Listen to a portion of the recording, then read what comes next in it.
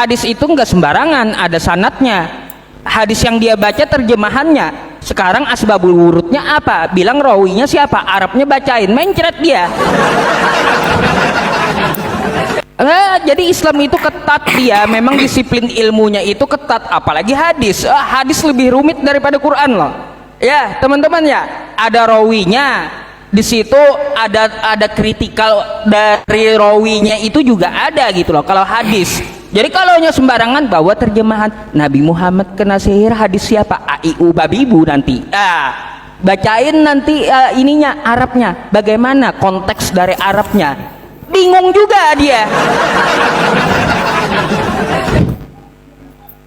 Gitu bang, jadi nggak sembarangan di Islam itu. Oh sedikit-dikit ambil terjemahan, ditertawain Islam malah anda. Apalagi kan kalaunya edis itu, kalau kami tampilkan di tengah umat Islam jadi bahan lawakan bagi umat Islam. Gitu.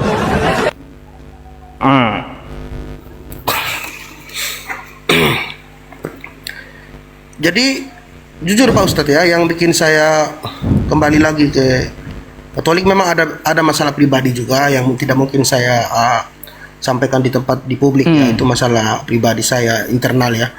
Yang kedua yang membuat saya kembali itu, saya ragu tentang, mohon maaf aja Bang Ustadz, Pak Ustadz, tentang Nabi Muhammad. Saya masih mau pelajari dulu. Saya pengen tahu karena ada dulu cerita Nabi Muhammad memberikan makan kepada perempuan Yahudi, terus yang buta, terus sampai Nabi Muhammad wafat, kemudian perempuan itu dia kasih makan sama orang lain. Terus dia kan sering menghujat bagi laki-laki pengemis di pasar. Oh bukan ibu-ibu tua ya, ibu Yahudi ya? Yahudi dia, tapi pengemis tua di pasar, laki-laki. Kebetulan dari kritik ulama itu hadisnya maudu, ceritanya maudu. Tetapi di balik cerita itu ada kesan dan pesan dari cerita tersebut gitu, untuk memotivasi lebih baik. Tuh kan tahu saya ceritanya, tapi saya bilang palsu, jujur aja. Gitu. Saya sih sebenarnya yang penasaran itu Pak Ustadz Yusuf dengan Edis. Nanti setelah ini kan saya juga pengen masuk di Edis, pengen klarifikasi. Waktu dia tuh di video dia tuh saya pernah nonton, dia bilang Yesus itu bukan Tuhan. Itu saya pengen nanya juga nanti. Yang tujuan saya masuk di Pak Ustadz ini, saya pengen nanya yang tentang Pak Ustadz, video Pak Ustadz itu yang Pak Ustadz mengaku bahwa Nabi Muhammad itu adalah Rob. Jadi itu mau Edis. Tapi ada videonya Pak Edis bilang. Bukan, ada videonya. Iya, ambil fullnya, itu maunya Edis. Oh, ada fullnya ya? Ada lah video saya itu fullnya. Enggak ada itu kok, maunya ada, Edis. Gini. Saya jelaskan tentang masalah Nabi Muhammad Rob ya. Bentar, saya jelaskan dulu. Ini biar mengedukasi juga bagi umat Islam gitu ya. Saya bukakan dulu Quran surah Yusuf, dan tolong anda perhatikan, kawan-kawan muslim juga perhatikan gitu ya. Quran surah Yusuf ayat 42 ya. Kemarin sampai ditertawakan Ustadz Wafi itu. yang kagak bisa baca sok-sokan baca. Nih. Ini ya Quran surah Yusuf 42 ya.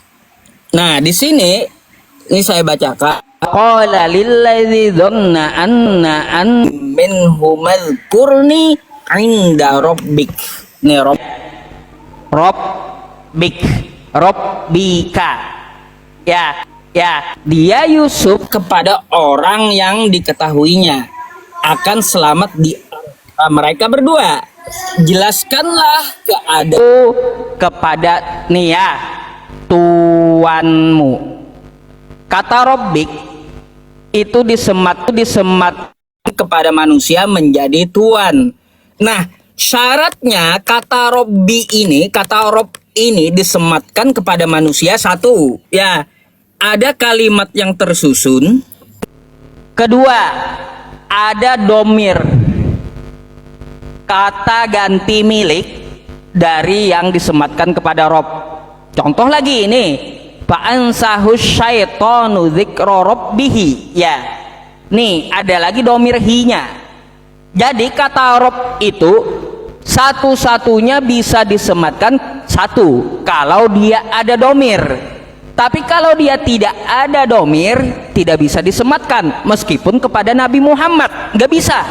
Kecuali seperti ini kalimat yang tersusun, terus ada domir yang menggantikan maksud yang dituju gitu. Jadi kalaunya apakah Nabi Muhammad bisa disebut Rob? Nggak bisa.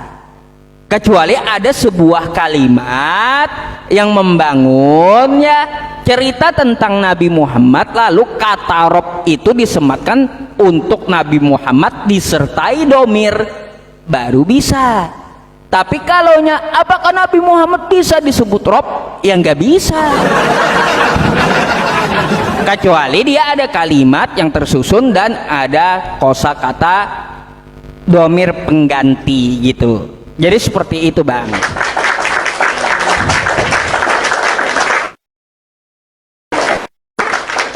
Gitu. Jadi di Al-Quran Anda tidak akan temui selain di sini. Coba kalau kita lihat ya, kita lihat kosakata rob yang lainnya. Kosakata rob yang lainnya ya teman-teman, ini tidak ada domirnya, nggak disematkan kepada manusia kecuali kepada Allah gitu. Ya Tuhan semesta alam, dimanapun Anda, kata rob ini pasti disematkan untuk Allah gitu. Tetapi kalau ada domirnya, kata gantinya baru bisa disematkan kepada manusia. Nah kalau kepada Nabi Muhammad apakah bisa? Ya kagak bisa.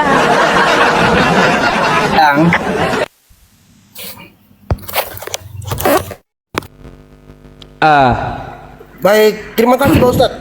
Bagus ya ininya ya. Yang jadi pertanyaan saya sekarang, kenapa di video itu Pak Ustadz itu maunya Edis. Ya sudah Sub, ya biar dia senang ya udah, nggak apa-apa, terserahmu aja. Nabi Muhammad Rob, ya Rob, udah kayak gitu. Oh, iya, paham. Apa? Siapa juga? Masa Nabi Muhammad sudah ada namanya Nabi Muhammad Shallallahu Alaihi Wasallam ya, SAW gelarnya diubah Nabi Muhammad Rob, janggal gitu. Jadi antara dua bang ya, antara dua, kalau nggak dipotong atau diedit karena ada video panjangnya saya menjelaskan tentang masalah itu gitu. Iya.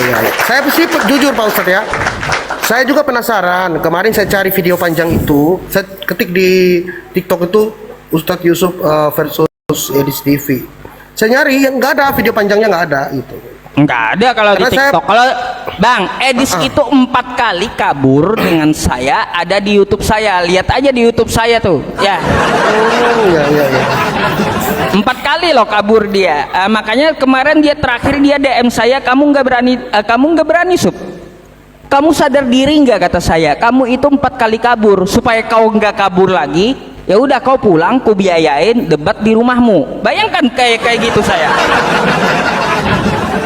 Makanya kalau Anda mendengar sebuah kabar tentang saya, lebih baik langsung tanya ke saya gitu. Bagaimana sih kronologinya, kan kayak gitu. Betul. Kalaunya pemilik videonya si Edis, Anda nanya dengan Edis, ya dikibulin Edis. Kagak usah Anda bang ya, kagak usah Anda, Kristen aja dikibulin Edis kebanyakan.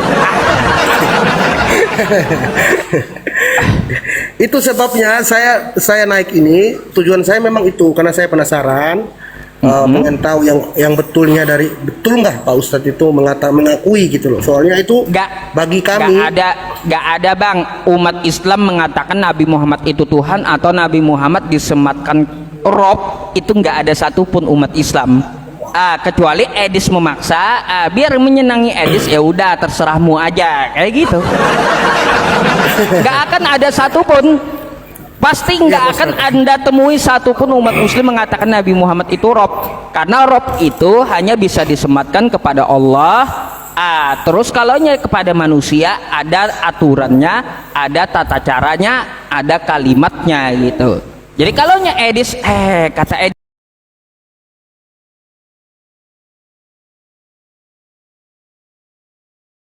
tapi berpuluh-puluh kali maksa. Ya biar lanjut diskusinya, ya udah terserahmu aja Nabi Muhammad Rob. Ya iya ya. Udah gitu aja, senengin aja langsung.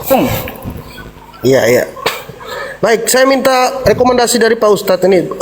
Ada nggak buku yang memang pantas untuk saya pelajari tentang Nabi Muhammad yang menurut Pak Ustadz itu bagus gitu misalnya untuk kita yang mempelajari gitu. Gini Bang, Sirah Nabawiyah itu banyak. Abang beli aja tentang masalah Sirah Nabawiyah. Karena satu buku itu ya, karangan dari beberapa karangan itu dia ada cerita yang berbeda-beda gitu. Jadi abang beli beberapa dari pengarang yang berbeda. Nanti ada cerita yang sama, ada cerita yang beda gitu. Jadi kalau untuk rekomendasi buku yang namanya Sirah Nabawiyah, memang umat muslim harus punya gitu. Saya pun juga punya. Jadi kan sambil santai dibaca gitu. Sebenarnya gini Bang ya, di dalam agama itu bukan dari oknum yang penyampainya juga yang kita lihat, enggak, tetapi dari konsepnya ya, sebenarnya gitu. Konsepnya seperti apa, yang diajarkan para nabi seperti apa. Bukan kita harus melihat oknum pembawanya, nggak bisa. Kalau kita lihat oknum pembawanya, nanti Buddha kita katakan betul juga. Gitu. Terus juga pembawa Hindu, contoh Dewa Muhammad dan Yesus kita banding, nanti kita katakan betul juga gitu. Salah kita katakan salah juga. Jadi bukan oknum pembawa agama tersebut yang kita pandang, tapi konsep keberagamaannya seperti apa, itu yang harus kita ambil gitu. Jadi seperti itu Bang. Bukan berarti Anda harus bagaimana sih background pembawa agamanya ini, nggak masuk ke dalam ranah konsep ketuhanan itu. Yang fatal itu, yang penting jangan salah sembah. Satu dulu Bang ya, kalau saya menjadi Anda gitu ya, melihat seperti Edis itu, Anda berasal dari Katolik masuk Islam, melihat Edis, saya nggak akan kembali ke Kristen, saya bakal jadi agnostik dulu.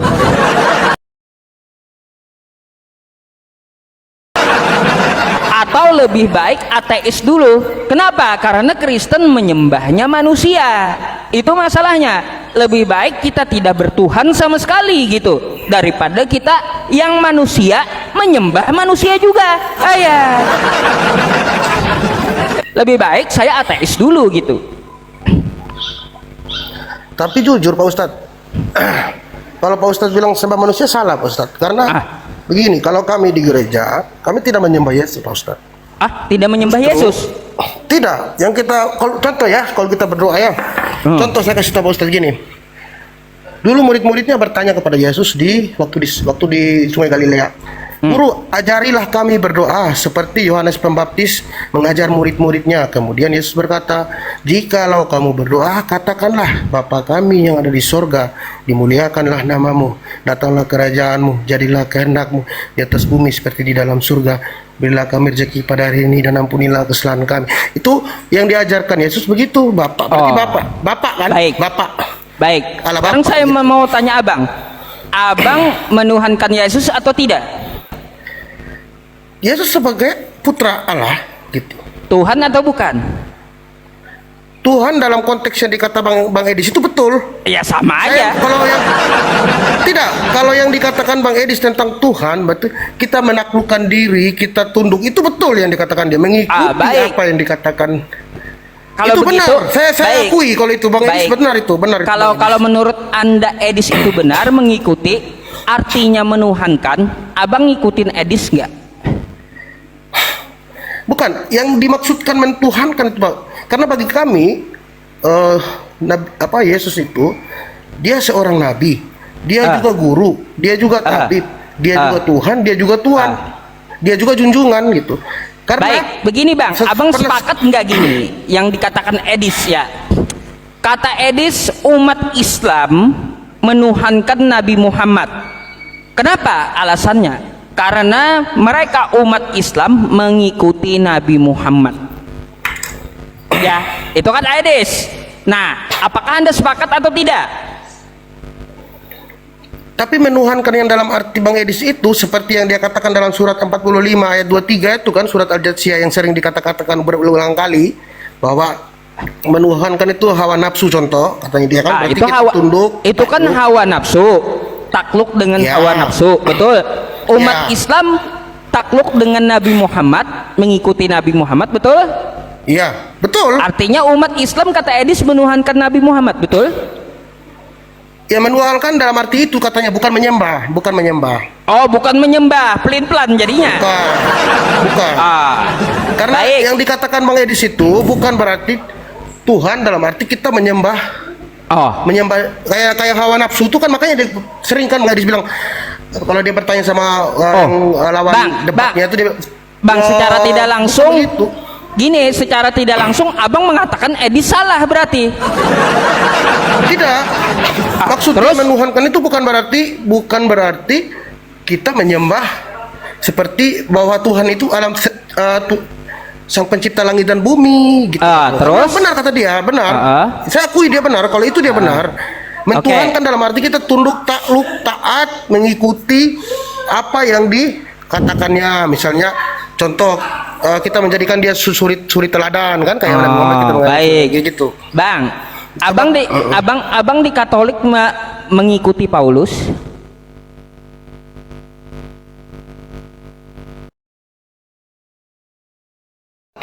Oh, ikut. Kata Ya. Paulus Yesus Tuhan, abang ikut. Kepada Kata Paulus Yesus itu Tuhan, abang ikut. iya betul, dia mengatakan Yesus itu Tuhan. Oh, Karena berarti waktu itu- abang sesuai definisi Edis menuhankan Paulus dong. Gitu, Kan salah. Tidak. Bingung jadinya Kristen ya, teman-teman ya. Bingung gara-gara Edis gitu.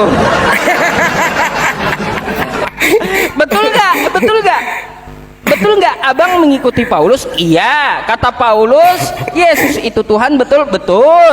Berarti Anda takluk dengan Paulus? Iya, berarti sesuai apa yang dikatakan Edis, Kristen menuhankan Paulus, Bang. Tetapi bukan menuhankan dalam artinya konteksnya menyembah ya, atau sang pencipta. nggak apa-apa. Tapi sesuai definisi Edis yang saya pakai, mau menyembah atau tidak, yang jelas Kristen artinya menuhankan Paulus kayak gitu. Tidak, kami tidak menuhankan Paulus. Tidak. Lah, bos standar ganda. Umat Islam menuhankan hawa nafsu, mengikuti Nabi Muhammad disebut menuhankan Nabi Muhammad, kata Edis. Ketika saya tanya umat Kristen, apakah mengikuti Paulus? Ikut. Kata Paulus Yesus itu Tuhan, betul. Berarti Anda takluk dengan perintahnya Paulus? Iya. Ya sudah, berarti Kristen menuhankan Paulus, Bang. Kacau, abang yang ketawa dia. Iya kan ya, teman-teman, kayak gitu.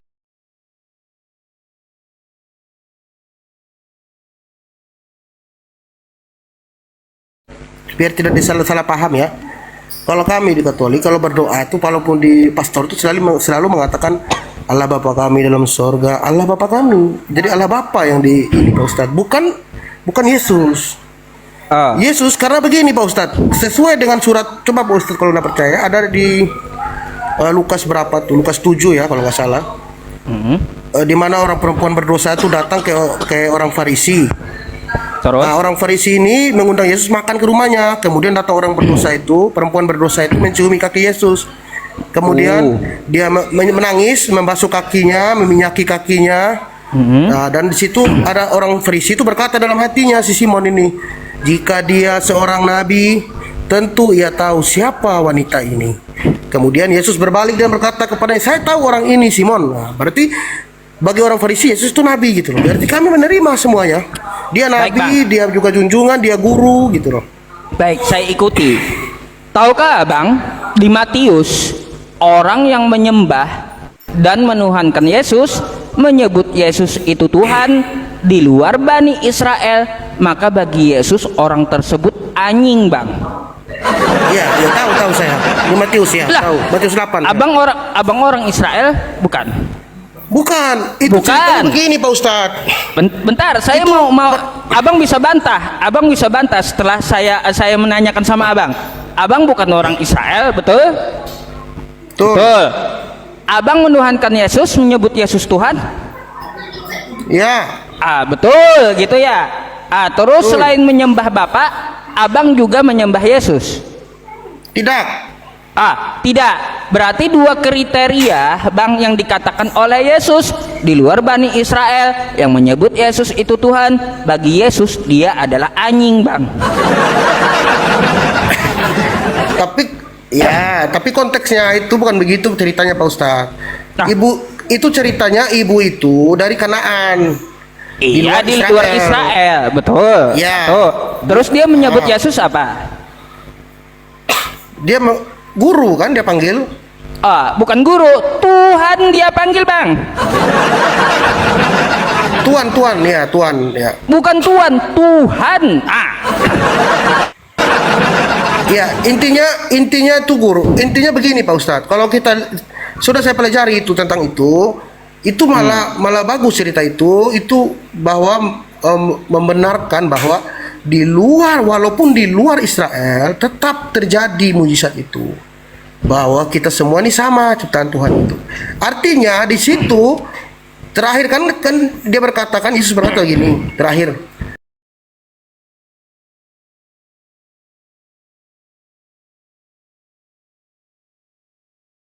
itu berarti kan mujizat itu bisa terjadi kepada siapapun gitu loh. Bang, coba Abang baca nih. Tetapi perempuan itu mendekat dan menyembah dia sambil berkata, apa nih? Tuhan. Iya, tapi teks aslinya tuh bukan Kurios. Bang, saya sudah lihat original.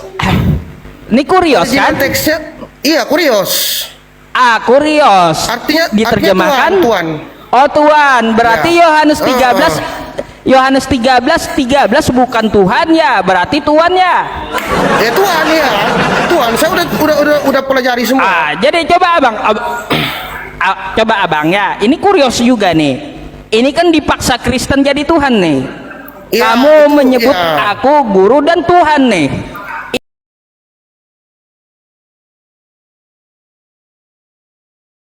Ini Ya, salah Tuhan teksnya, sebenarnya. salah terjemahannya. Salah. Iya, salah. Salah ya. ini. Salah ya teman-teman. Jadi Yohanes 13 salah terjemahnya ya. Saya begini Pak Ustadz, saya kan Udahlah kalau kata Abang salah ya gak apa-apa dah. Ya, saya kan orang IT, sudah saya pelajari Pak Ustadz. Bagaimana kita mau mengetahui sesuatu, kita harus tahu dari akarnya. Tentu kayak kalimat itu kita harus tahu original teks. Makanya saya mengakui kalau Al-Quran itu kan ada original teksnya. Bahkan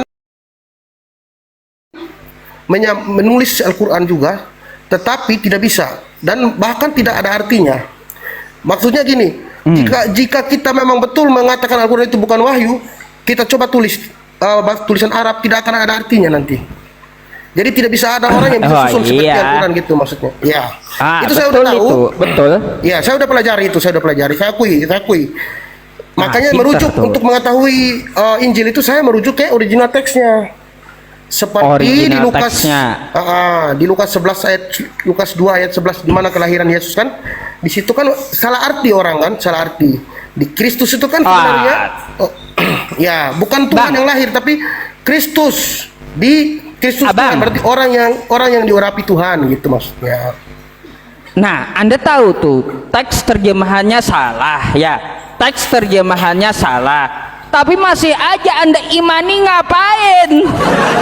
Iya, itu yang dulu membuat saya kan saya dulu sempat mualaf kan saya bilang tadi. Kemudian saya kembali lagi. Kenapa saya kembali lagi? Karena saya ada benarnya juga Bang Edis gitu. Dia mengatakan banyak yang tentang Nabi Muhammad yang tidak diketahui oleh bahkan umat Muslim sendiri, bertentangan. Beberapa orang yang naik di dia itu sering berantem gitu. Ada yang bilang gini, Muhammad itu iya, kami menuhankan Muhammad gitu. Ada yang mengatakan begitu Pak Ustadz. Bahkan 2 orang Muslim yang naik itu mengakui kemudian dinaikin lagi satu orang itu tidak mengakui. Jadi Bang, bagi saya itu masih tanda begini tanya, aja. masih tanda tanya gitu loh. Bukan tanda tanya. Allah jelas mengatakan ya di Al-Qur'an, innani anallah la ilaha illa ana fa'budni wa aqimis sholata li dzikri. Jadi kalau ada umat muslim naik ke tempat edis, apakah kamu menuhankan Nabi Muhammad? Iya, kata dia. Minta dalilnya, di mana Nabi Muhammad Tuhan? Kalau ada dalilnya Nabi Muhammad Tuhan, potong telinga saya ya. Berarti itu muslim kagak belajar. Udah dibilang Allah itu seperti apa, qul huwallahu ahad, katakanlah Allah itu esa, Allahus somad, Allah tempat bergantung seluruh makhluk, bukan yang digantung oleh makhluk. Lam yalid wa lam yulad, Allah itu tidak beranak dan tidak pula diperanakan. Nabi Muhammad punya anak, Bang. Ya. Kacau. Gitu. Baik. Ah. Boleh saya bertanya, Pak Ustadz? Silakan. Ada kebimbangan yang saya mau tentang Nabi tentunya ya. Betulkah ibu dari ibu dari Nabi Muhammad itu agamanya Nasrani?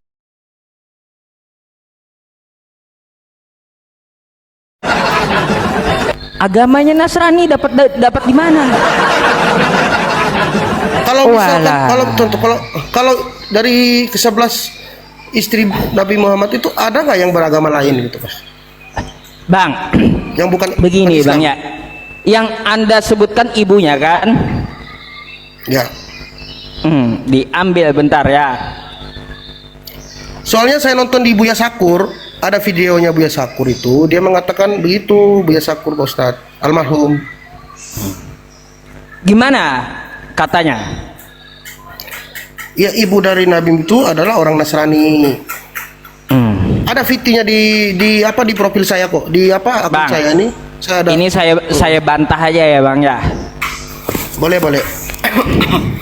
Nih ya, silsilah Rasulullah, Allah senantiasa memindahkan diriku dari tulang-tulang sulbi yang baik ke dalam rahim-rahim yang suci, jernih dan terpelihara. Jadi kagak ada orang tua Nabi itu penyembah berhala atau Kristen, Bang. Ya. Tuh dalilnya udah saya kasih. Nggak ada orang tua Nabi itu agamanya Kristen, nggak ada. Ibunya bukan ya, Pak Ustadz ya? Ya itu tadi ibunya yang saya kasih itu. Nih, ya silsilah Nabi, ya. Nih. Ya, saya ambil dari hadis syarif silsilah Rasulullah. Apa kata Nabi? Allah senantiasa memindahkan diriku dari tulang-tulang sulbi yang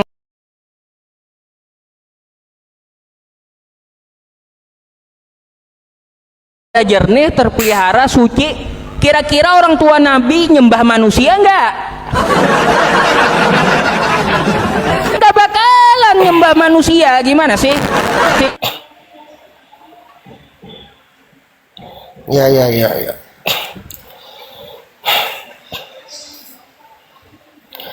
Oke, pertanyaan berikutnya boleh, Pak Ustadz? Loh, kok hilang suaranya? Halo? Suaranya hilang, Pak Ustadz. Suaranya hilang. Oh ya, udah. Ya, udah ada, ya. Iya. Baik, satu pertanyaan saya, Pak Ustadz, yang selalu menjadi pertanyaan dalam benak saya. Kan dulu saya kan sudah pernah sholat. Tentu Terus? yang saya mau ingin tahu, semua kita umat muslim kan waktu itu saya bertanya sama teman saya, memang kita harus menghadap ke kiblat kan? Kiblat itu tepatnya di Mekah gitu. Mengapa kita harus menghadap ke kiblat? Sedangkan bagi saya untuk berdoa itu Tuhan itu kan ada di mana-mana gitu. Entah kita berdoa di kamar pun gimana kan, bagi saya ya pribadi ya, maksudnya saya tidak mengatakan umat muslim, enggak. Saya bertanya dalam hati saya bahwa bagi saya kita berdoa dimanapun bisa, Tuhan itu ada di mana gitu.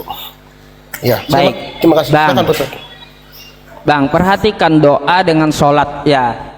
Kalau berdoa biasa mau ke arah langit pun bisa, Bang. Ya. Saya mau ke arah sini, ke arah kamera, atau ke kiri saya, atau ke kanan saya, atau ke belakang saya, atau ke bawah, bisa saya kalau berdoa, ya. Tapi kalau sholat beda dengan doa. Sholat itu ada aturannya. Aturannya seperti apa? Seperti yang dicontohkan oleh Nabi. Shollu kama ra'aitumuni usolli. Sholatlah kamu sebagaimana aku sholat. Arahnya kemana Nabi? Ke arah Ka'bah. Kenapa jadi arah Ka'bah? Karena ada perintah Allah. Di mana ada perintahnya? Quran surah Al-Baqarah ayat 150.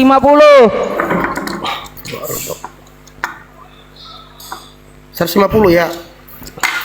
Ya, Al-Baqarah 150. Wa min haitsu kharajta fawalli wajhaka syatral masjidil haram. Dimanapun kalian berada maka hadapkanlah wajahmu ke arah Masjidil Haram. Dicontohkan Nabi waktu sholat ke arah Masjidil Haram. Kayak gitu kalau sholat. Kalau Nabi berdoa ke arah mana aja Nabi bisa. Gitu. Jadi sholat itu ada aturannya, ibadah, ritual ibadah yang punya aturan gitu. Tapi kalau sholat dimanapun, kapanpun, arahnya bisa. Yang penting jangan di septic tank gitu. Baik, berarti pertanyaan saya atau di WC. Oke, baik. Berarti pertanyaan saya Pak Ustadz, mengapa? Berarti pertanyaan saya, apakah sholat itu bukan berbeda dengan apa perbedaan sholat dan berdoa? Karena setahu saya dulu waktu saya sholat itu setelah saya sholat saya berdoa gitu loh. Maksudnya setelah selesai berapa rakaat gitu, setelah itu saya duduk lagi saya berdoa begini kayak gitu. Jadi begini Bang. Kalau sholat itu ada tata tertibnya, ada syarat, ada rukunnya. Kalau doa itu ya memang ada tata tertibnya, ada adabnya juga, sama seperti sholat ya. Cuma pembedanya yang satu ritual, yang satu langsung kita meminta kepada Allah. Kita menengadahkan tangan ya kemanapun arahnya bisa, karena di dalam Quran surah Al-Baqarah kemanapun kalian menghadap disitulah ada wajah Allah. Jadi mengharap untuk doa itu bisa kemanapun gitu. Tapi kalau ibadahnya sudah ada contoh, itu nggak bisa kita ubah-ubah. Kalau kita ubah-ubah maka artinya apa? Kullu bid'atin dolalah wa kullu dolalatin finnar. Sudah dicontohin Nabi, ente malah ubah-ubah. Ya paham. Gitu. Oke, terima kasih Pak Ustadz, bagus ya.